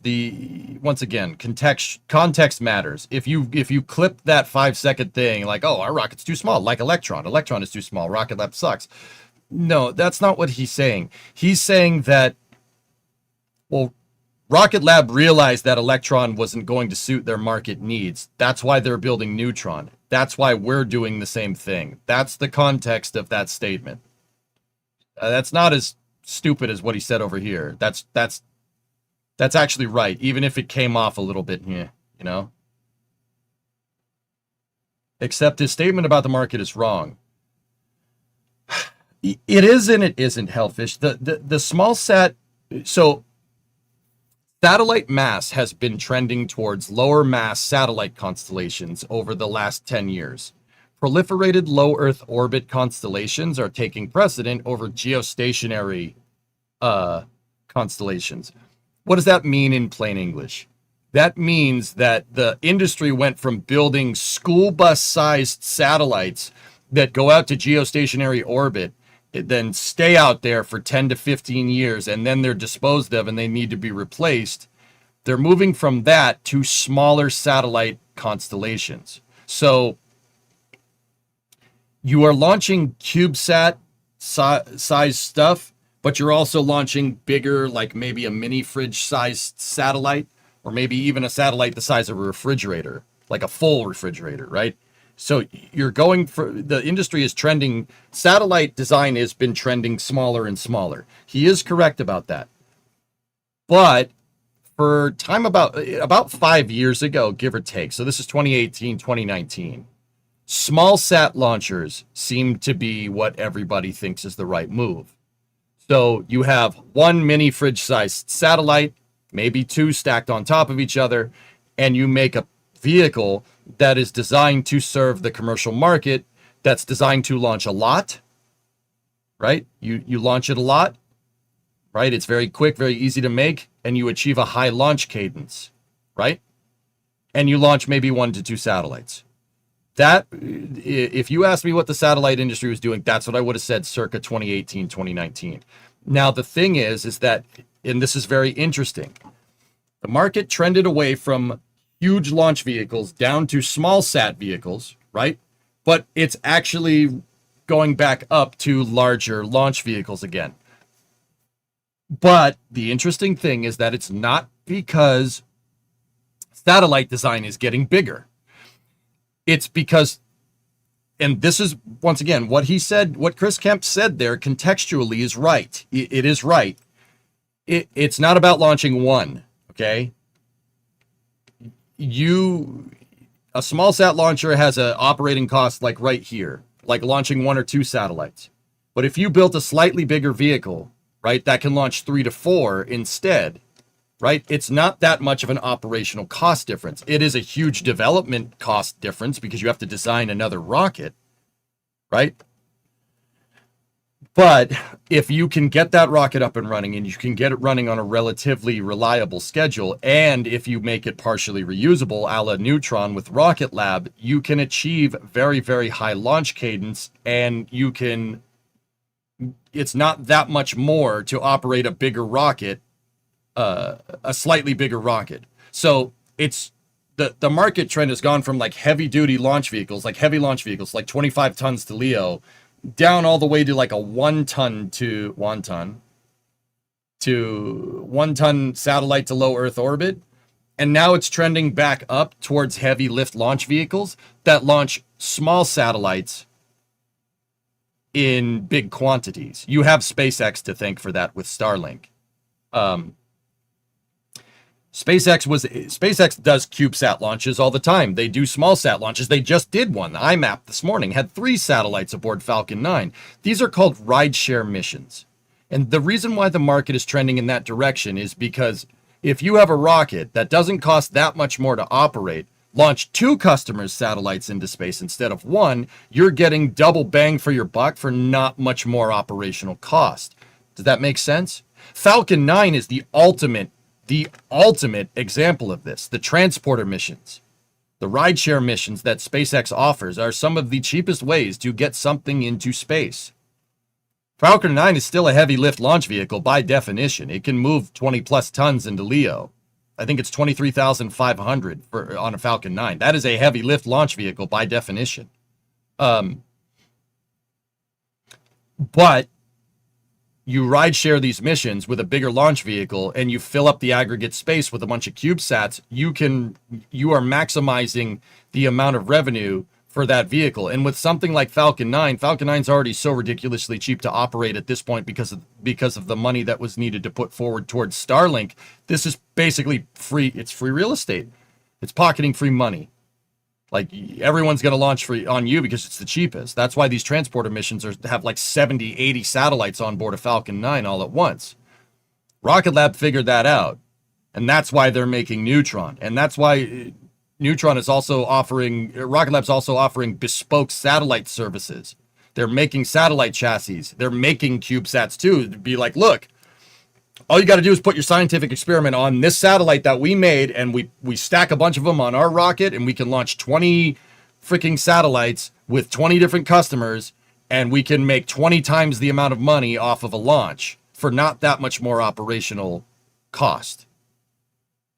That's Chris is okay. He's a dick, but he's right. He's absolutely right. That Rocket Lab the Firefly comment was unneeded. But that's actually a very astute observation about the satellite market. I would tell you the exact same thing.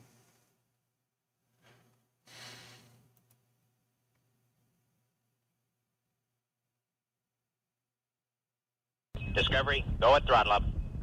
What would the market be for Starship in this case? So lies a fully reusable launch vehicle with a high launch cadence would corner the market on small satellite launches, just in the way that Falcon 9 is basically doing that. It's going to get to the point where it basically has gotten to this point where SpaceX's rideshare missions, Transporter, and I forget what the one is to polar orbit. Transporter is the one to lower inclinations. They have Transporter, and SpaceX has another name to go to polar orbits. Yeah, exactly, Ernock. Have a little bit of decorum. You're the CEO of a rocket company, you know, like Bandwagon. That's what it's called. Thanks, Rarest. Yeah. Thanks, Pasto. Appreciate it, guys. Yeah, that's what it's called. I was blanking on it. It's going to get to a point where those rideshare services are so cheap, you'd be crazy to launch on anybody else's stuff. The only other way that that any other launch provider like Rocket Lab and Sir Peter Beck over there are going to do that is offer full reusability and like block missions. So you're going to buy 10 missions for our fully reusable rocket, and each one of those 10 missions will launch 5 satellites. You basically a commercial block buy of vehicles. That's the only way that anything is going to be able to compete with Falcon 9 in the small sat launch market. The interesting thing here is that the same could be said about Amazon. Amazon with their Project Kuiper launches. Project Kuiper is going to have a launch tomorrow at 8 a.m. And yes, we will be here for it. Dude, a lot of space news is happening early this week. There's also a Starlink at 4 in the morning. I don't think I'll be functioning at 4 in the morning. But the only way for ULA to step up their game and even want to pursue reuse, even from their very conservative fiscal budgeting of the rocket market, was a block buy of services from Vulcan, from ULA. That was the only way that they could scale up and even bother pursuing reuse. And that's with Tory Bruno, who's very... I'm not saying anything bad about ULA. Tory Bruno is he's very careful. He's an engineer through and through. He's very careful. You don't want to commit millions of dollars in resources to something that's potentially couldn't get you a return on investment. Now, ULA is only in the launch provider business. It's not like Starlink with SpaceX where they have a reason to pursue reuse. ULA, their big customers are Uncle Sam and now Project Kuiper. Project Kuiper has given them a reason to pursue smart reuse, to pursue trying to reuse their engines. They basically jettison the first stage engines. And the first stage engines have an inflatable heat shield, and they come back down and they fish them out of the water because it's floating on the inflatable heat shield, which is great. But the only way that they even were able to pursue that avenue is basically what if the launch market demanded it. And once again, a block buy like that is the only way for other launch companies to be able to compete with Falcon 9's dollar per kilogram to low Earth orbit. You can't compete with it. It's impossible. Like, these transporter missions they're beer money, so to speak, for SpaceX. It's just a little bit of extra cash flow, right? But that's not having fully funded and fully bought out transporter missions aren't going to be the difference between Starship working and not. right? Is he too careful though? Did you just steal exactly what I said 5 minutes ago? Have some decorum in the CEO of a company. Yeah, no, you definitely said it before I said it, but that's basically what I was getting at. But great minds, I guess, element? Or shut up or something? Kuiper were trying their best to avoid SpaceX too. Yeah, Rice, 3-month resub. Thank you. And Saldifax had a 46er in there. Thank you. What's a kilogram? 2.2 pounds. I get the joke, Paul. I said it anyway.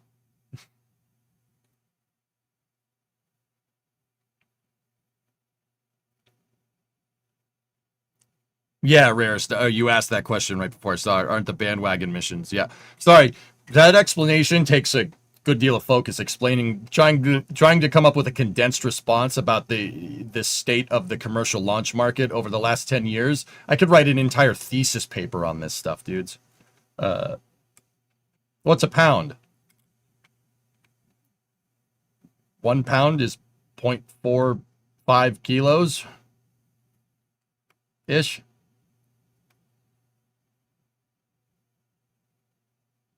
$454 grams. Hey, I was close. All right.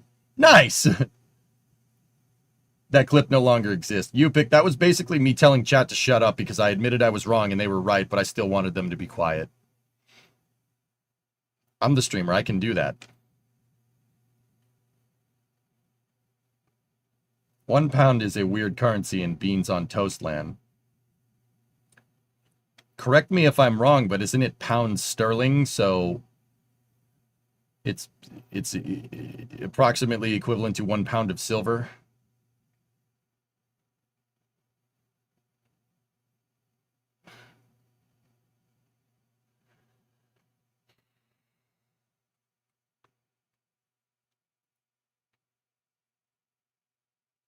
British pound sterling. Is that a yes?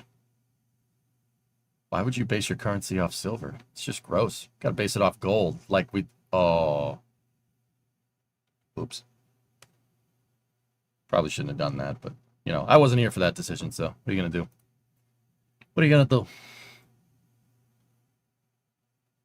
Actually, you told Yarg to shut up. Well, yeah.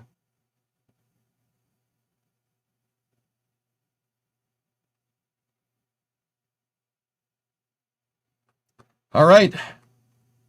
I was planning for this space news segment and Artemis 2 segment to go about 2 hours, and it's been about 1 hour and 53 minutes.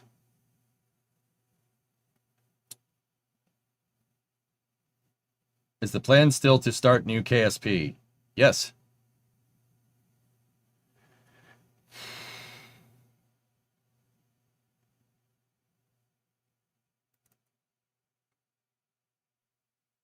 It's KSP time. In terms of that symposium by Chris Kemp, like this whole statement is not wrong. What he said there isn't wrong. The thing about disparaging Firefly, like I don't like doing that. I don't like, if I'm in competition with something or someone, I don't like denigrating the other side.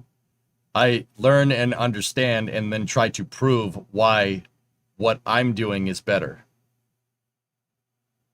I don't say, oh, that's junk. I say, well, that's decent, but I think this is a better way to do it. And here, let me show you. Go figure. Has Astra landed on the moon? I think not. Firefly definitely is diversifying, which is great. Kim has always been a nutcase, just like the lead paint chip stuff. I don't want to know, John. I do, like, with that being said, like, you know, I don't think I really have any room to be critical of Chris Kemp at all, because he's the CEO of a rocket company and I'm not. You know what I mean? I'm the CEO of the EJSA, a fake rocket company. You know, I know something about running a business, but also at the same time, like, you would never hear me say anything bad about another streamer. Don't do that in this business. Don't. That's a huge no-no.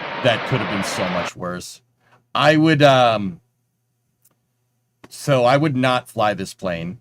I would not be flying this. What the heck happened to that thing? I mean, you got all kinds of dirt and crap inside of the engines. I just deja vu. I've just been to this place before.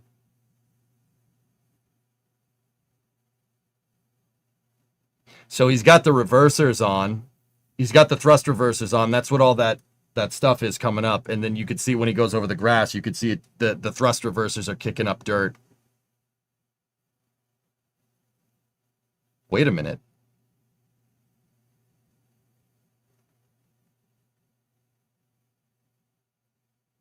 Where's the reverser on the left engine?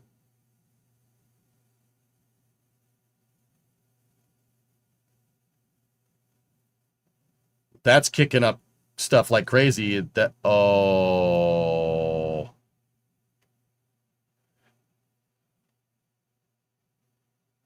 Did they turn on? Wait, how? Oh no, the reverser's on the right motor.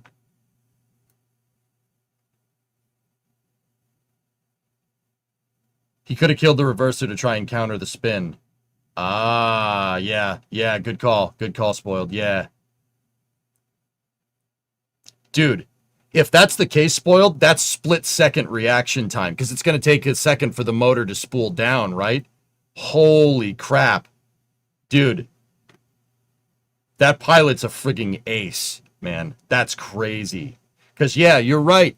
That's what you should do. You should shut the reverser off. The plane goes to the left, shut the right reverser off, and use the residual thrust from the motor spooling down to right the plane, and that's exactly what happened. Because the tiller didn't do that. Tiller didn't right that plane. It's up in the air.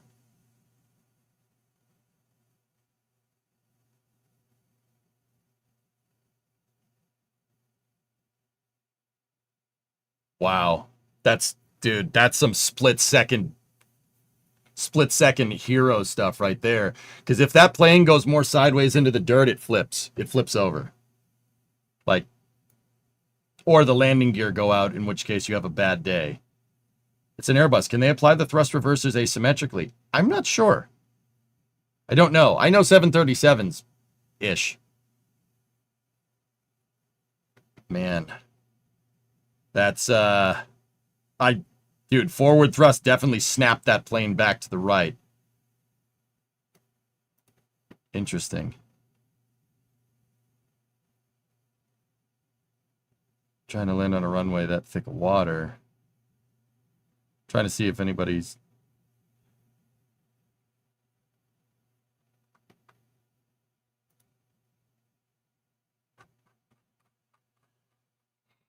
Yeah, well, that's good situational awareness on the pilot. They saw that whoever's piloting that saw the failure mode and reacted to it instantly. That's good stuff, man. You know, you don't need to thank the bus driver, but you should thank the pilot.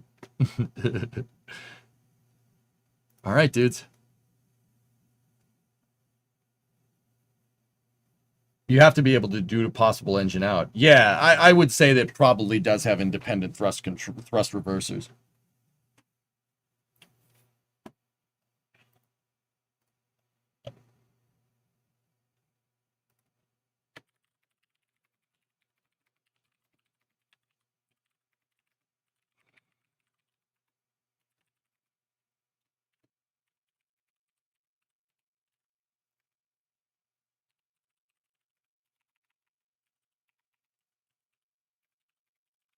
All right. Fingerprints are probably stamped into the controls. Yeah. Okay.